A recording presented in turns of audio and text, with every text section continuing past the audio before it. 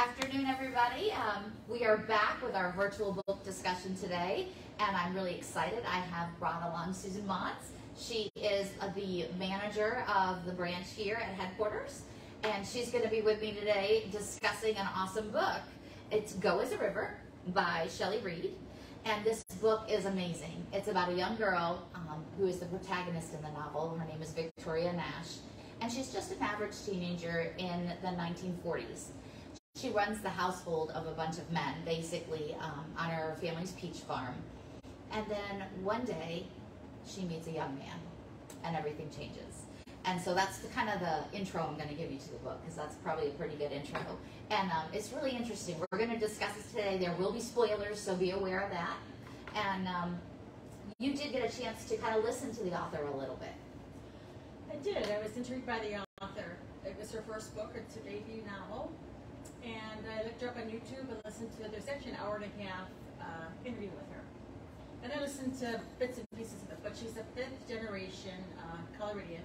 She had grandparents and great-grandparents that were farmers in Colorado. She's always been in the literary field. She's very empathetic. One thing I learned from her was that it all kind of started with bits and pieces. Nothing that particularly happened to her in her life, but bits and pieces that she kind of pulled together is the story. To me, it was an amazing story, so we'll kind of get into that with our first question. Yes. So Susan, on a Goodreads rating of 1 to 5, 5 being the best rating you can give a book, how would you rate Go as a River, and what were your reasons for that? I would say that I'd rate it a 5. I have some notes here. So pretty much I really enjoyed how it showed an empowered women. Starting when she was 17 years old. She was really left to raise herself when pertinent members in her family passed away. She took on the role of taking care of her family, like you had mentioned earlier. I really enjoyed the discussion of nature throughout the book. I love nature and animals, and I really liked that she found her respite within nature. I liked how the story progressed. I liked how she spent time on important things. And we'll talk later about Seth, but she spent time on important things that kept the story moving forward. Lots of agony in the story, a couple tears. Definitely a 5 for me. I was close. Mm-hmm. I gave it a 4, 4.5. The only takeaway that I have from the book that I didn't dislike was that at some points towards the end of the book, it was abrupt. Like some of the conclusions to very big items in the book. Like there's some difficult topics in here. We've got discussions of violence, physical violence, and things like that in the book. And some of it was very abrupt. But at the same time, I thought she handled it very well. It was her debut novel. It was amazing. I thought the nature was beautiful. A lot of people compared this book to the Crawdads in some ways. I actually like this book better than the Crawdads. If I was picking between the two of them. And I thought the way that she described nature was amazing. I wasn't bored with it, and I'm not a nature lover. So I was really intrigued by it, so I thought that was amazing in the book as well. But I would definitely give it a solid 4, 4.5 stars on this one. Mm-hmm. You want to do the next question? Sure. What is the significance of the title, Go as a River? If you had to pick a different title for this book, what would it be? So this is a tough one. That is a tough one. I had to look at what is the significance of Go as a River. And the way that I saw it was in this book, she encounters a lot of tough decisions, tough heartaches. The young girl in a premise basically falls in love with a young man who is, for a better way to put it, from the wrong side of the tracks. And somebody that they basically, they believe he was Indian, I think is where they went with it in the end. And they basically were like, you can't be with somebody like that. He's a terrible person. There's nothing good about him. And she's in love with him anyway. And she ends up pregnant with his child. And some of the things that she had to go through in this book because of that, those hardships, kind of show as a river in the sense that there's sometimes in a river where it's very peaceful and calm. And then there's other times when it's, the rapids and you've got the rocks and you've got hard passages. But it's all bringing you to something. And the something in this book was, for me, her revelation as a woman and being on her own. And she got there through the river, in my thoughts. If I was going to name this book something else, I'd name it Peaches, because the farm is focused on the peach farm, and it's kind of the core of the book. And I think it has a lot of thematic interest in the book about the peach trees and how important they were, that she wanted to even move them. When she decided that she was finally going to leave the orchard, she actually uprooted the orchard and moved the whole orchard with her. So I think that had a lot of significance in the book as well. So I think that's what I would have called it if it wasn't, although I liked Go as a River. I really liked Go as a River. And as she found out throughout the story, she didn't know initially because she was just so enamored and in love with the Native American. Yes, she didn't Wilson want to. Moon. She didn't. Yep. Yes, Wilson Moon. Thank you. She didn't want to ask him because she was uncomfortable with it. She just enjoyed the ambiance of being with him. Yes. I like your concept of being at Peaches.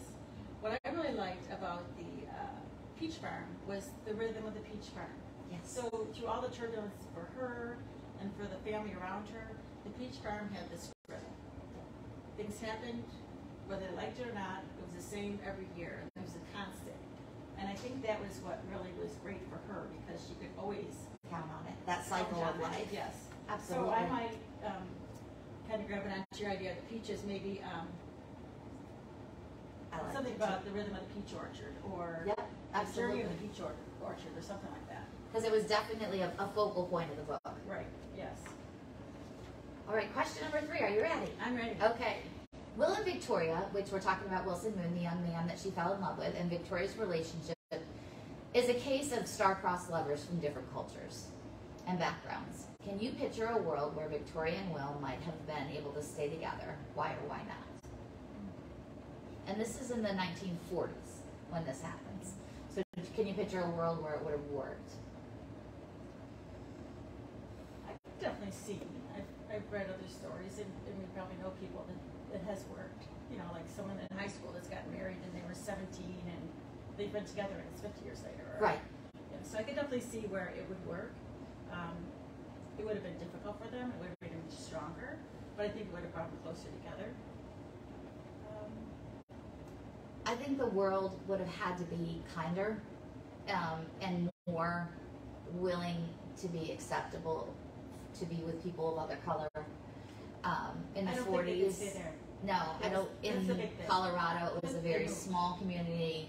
There was no acceptance of it. Acceptance to the point where in this book there is her brother Seth is terrible and is so angry at this gentleman just because he's a man of another color, really, and that's the only reason. And he ends up being very violent with Will to the point where he ends up dying in the book, and he's murdered by Seth and Seth's friend.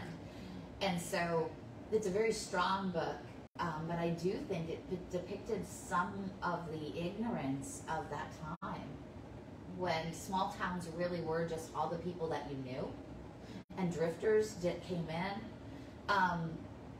If the only other place I could think of this working would have been, like you said, someplace else or in a different time. If we went and we moved into now, do I think it could work? Absolutely. Right. I think greatly that our cultures have changed and we're more accepting of that and seeing that. But in the 40s, I think it'd be hard pressed to find a town that would accept you. And I think if she had still been with him, with child, Yes. because he was transient in a way. Yes. If They he would have wanted, to if he drift. wanted to go, she would go with him. Yes, I think they would have Where if drifted she went together. with child and he were still there, it would be troublesome for her to move. Or do they go and live off the land and be by themselves? Because there's points in this book where they're beautiful, where they are really good at living off the land. He's a drifter, and he knows how to make something out of nothing. And having that family life maybe in that discussion, I don't know, that would be it's an interesting romance. Question 4 is a great question.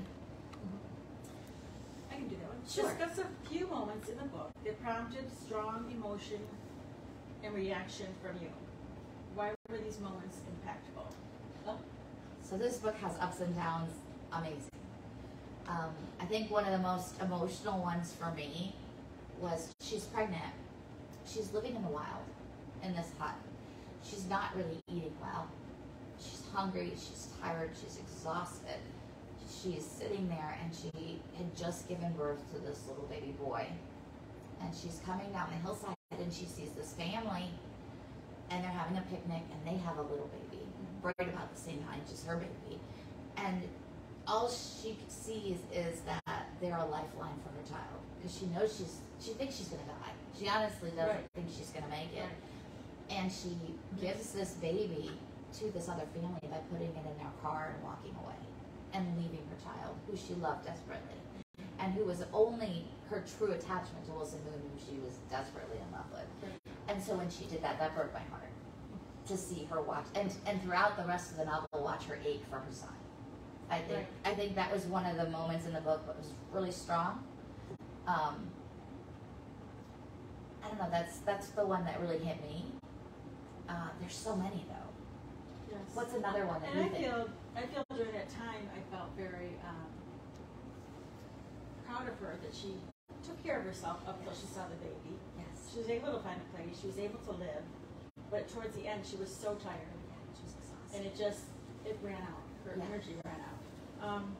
I was always upset with Seth, her brother, because he was just very belligerent, always a bully as he was a child, mean to her and to their cousin that lived with them. I was upset with the uncle, Og. Yes. Because you had a sense through the book that he knew she was pregnant. And he didn't. He kept teasing her. Yep. And she knew, and he didn't help her. No, he didn't do anything to help her. He didn't do anything. Because he was sort of a bully in a way as well. So it was just such a terrible man thing there. There was a lot of psychological and emotional abuse to this young lady who was taking care of this family. Another time I was touched by emotion was when so these are a lot of spoiler alerts, but when she came back home and she saw her dad just pretty much walked past her and went into the house. Now she's been gone for months, right? She's had a baby, so she goes with Victoria now because she was Victoria when she was a child. But she really feels like she's a woman now. She's gone through a lot of things.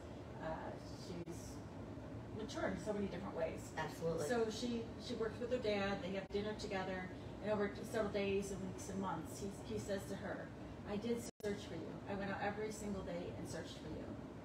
And he was instrumental in getting her brother Seth to leave town, talking to the sheriff and having him leave town, because he felt that was the reason she left town. So her dad never really knows why she left town. He may have an inkling, but it's never mentioned in the book. But that he broke down. I had a grandpa like that. Yeah. It was just so strong and stern. But he said to her, "I did look for you every day." And that part was very emotional to me too, because you're sitting there and you're watching and you're just like, because it felt like he was such a hard man, and he was like Og, but he wasn't. He had love in his heart. It was very pretty far, and he was just a really strong farmer. Right. Yes. Yes. And then another part towards the end. Let's see if I can think of it. Oh, with her friend. Yes, Zelda. At the end. So she has this guilt for years and years about getting the baby away. Was it the right thing to do? And she gets this friend that's just total opposite of her. And her friend tells her that you don't need to carry that guilt in your life. That's right. I think we all know people that carry guilt around their life, and there's no way I know from me or friends in the past that you can alleviate someone from their guilt. It's something that they need to do themselves. Right. And her friend, with their sort of personality, was able to do that in a kind and caring way, and telling her that she was always there for her when she needed to talk. And she realized that she did everything she could do at the time. Absolutely. She didn't do something terrible and illegal, and she had to let it go because she did the best thing for the baby that she could do. And then, obviously, the most emotional part, at least in the book for me, was at the very end.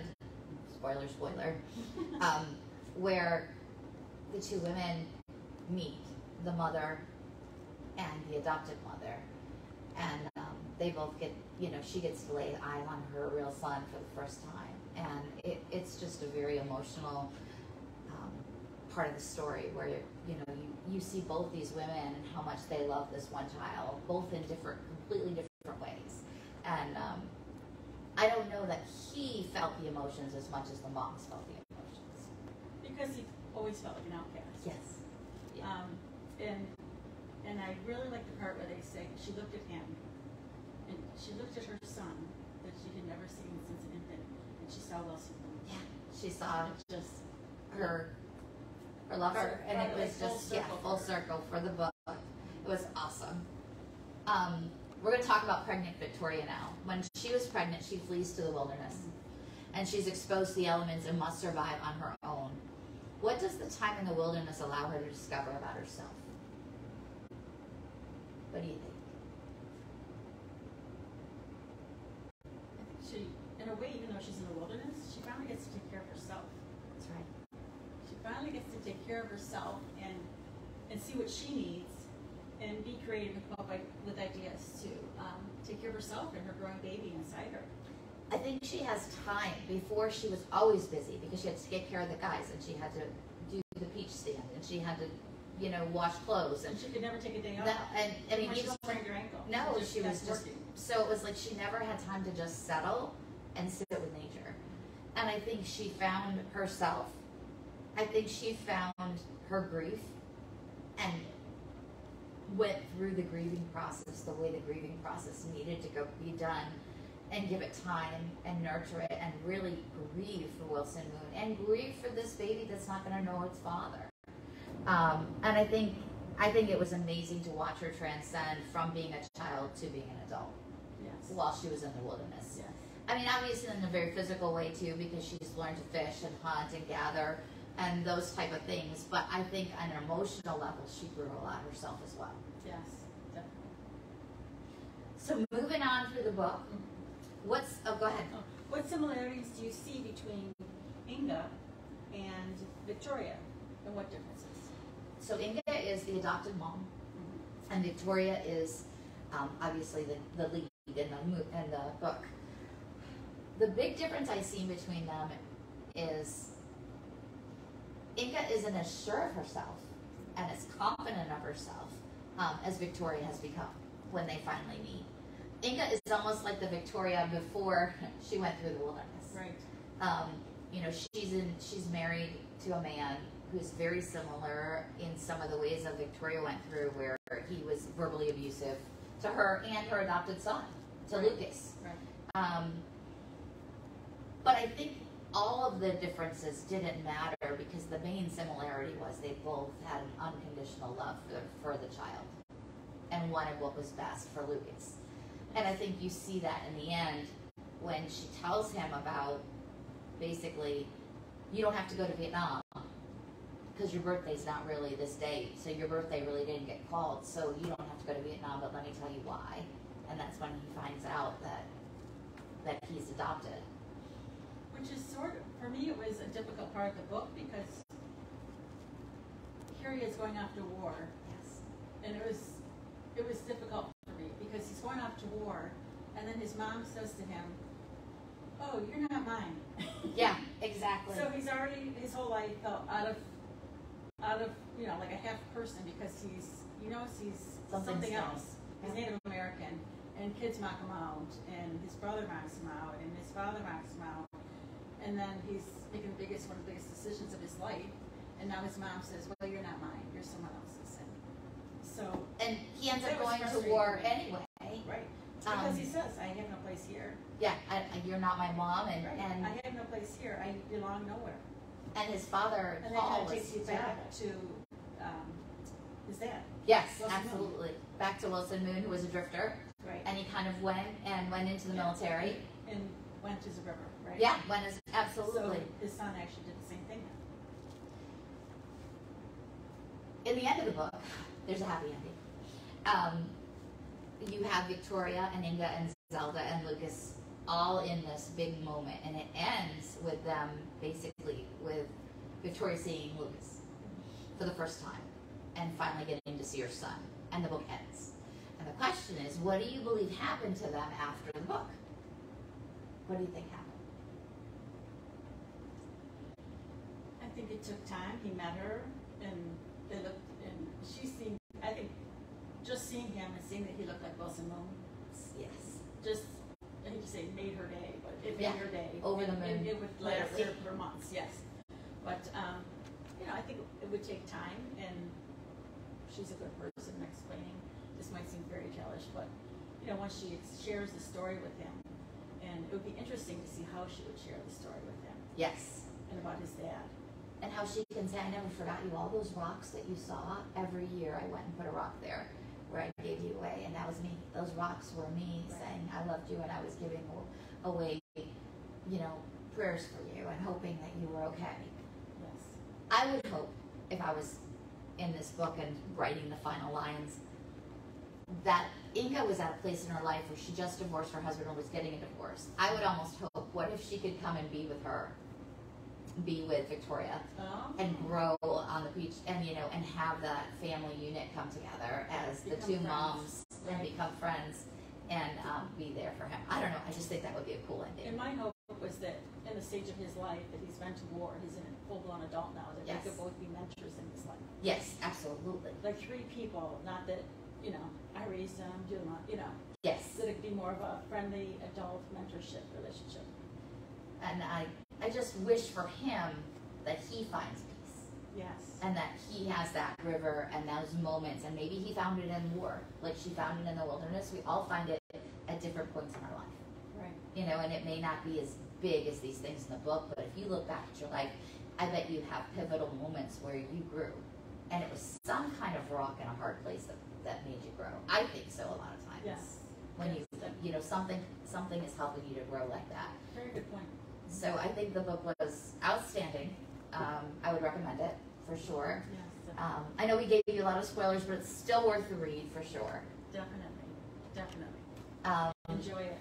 We are going to be doing a Zoom discussion. So if you want to come in and talk with us about this book and let us know what you think, we would love it. If you want to go to collierlibrary.org/events, it's on the event calendar. You can sign up, and if you give me your email, I will send you the Zoom link for next Tuesday, which is the 26th. And you can join in and have a great discussion with us via Zoom. And you can be anywhere. So wherever you are, you can join our conversation. We would love to hear from you. So thank you very much. Oh, I have one last note. Yes. I'm going to return my book today. If you'd like a book, it's a large print. And I actually read it twice. It's also on Hoopla, which you have quick access to. And it's an audiobook, and it's great to read throughout the day as well. And Hoopla is a free application that you can download via the library. Sure. Give us a call if you need some help with that. All right. Thank you very much, and have a great day. Thank you.